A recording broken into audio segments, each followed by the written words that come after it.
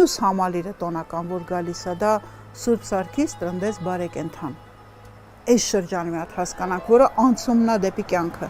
Ծնվեց, բայց դեռ պետքա ծաղկի։ Այս անցումնային շրջանը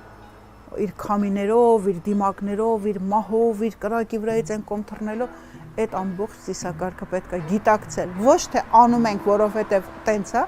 դա էլ է ձև, անում ենք, որովհետև դա ավանդույթն է, բայց չենք հասկանում։ Այդ պասիվ փոխանցողներ ենք։ Մենք պասիվ փոխանցող ենք։ Բայց երբ որ դու գիտակցում ես, ինչի է սենց եղել, դու կպնում ես այդ եզերքեր, դու դառնում ես ակտիվ փոխանցող։ Ինչ է նշանակում ակտիվ փոխանցող։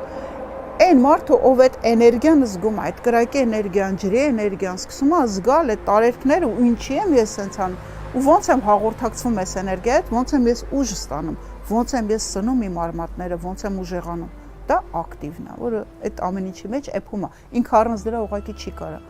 Ինքը պիտի պահքը պահի, այդ մեծ պասի, այդ 7 շաբաթները ոչ թե նրա համար, որ դիետա են պահում կամ բան, այլ թռչնագալուստն է, հիմա էս է լինում, հիմա էս լռությունն է, հիմա սերմնացանն է, սա է, նա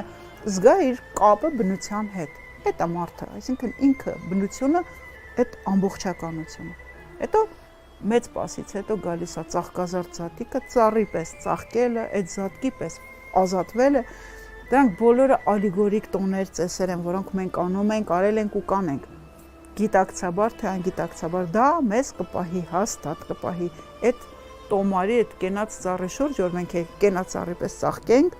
ազատվենք, հետո դրանից հետո գալիս է համբարձում, պարտադիր տոն, որ արել են, անում են, շշմելիք, որ մինչև հիմա տենց